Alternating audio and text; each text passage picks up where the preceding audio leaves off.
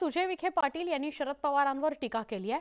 आमदार अपात्रतेसंदर्भातील निकालाबाबत बोलताना राष्ट्रवादी काँग्रेसचे ज्येष्ठ नेते शरद पवार यांनी हे सगळं स्क्रिप्टेड होतं असा आरोप केलाय। यावर खासदार सुजय विखे पाटलांनी टीका केली। याची स्क्रिप्ट शरद पवार साहेबांना मिळाली होती का, मिळाली नव्हती का?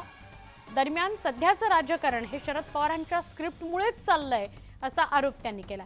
यावेळी बोलताना सुजय विखे पाटलांनी पवारांना सल्लाही दिला। तुम्हाला जर निर्णय आवडला नसेल तर बाकीचे मार्ग तुम्हाला मोकळे असल्याचा सल्ला खासदार सुजय विखे पाटील यांनी शरद पवारांविषयी बोलताना दिला। पवार साहेबांना स्क्रिप्ट अगोदर पोच झाली होती का मला माहित नाही। आता अनेक लोक असे म्हणतात की हे जे काही विरोधाभास ते तयार करतायत ते पण स्क्रिप्टेड आहे, की बाबा हे जे काही घडलंय सगळं महाराष्ट्रामध्ये हे पवार साहेबांनीच घडून आणलंय आणि त्यांच्या माध्यमातून त्यांच्या मार्गदर्शनाखालीच सगळं स्क्रिप्ट लिहिली गेली आहे।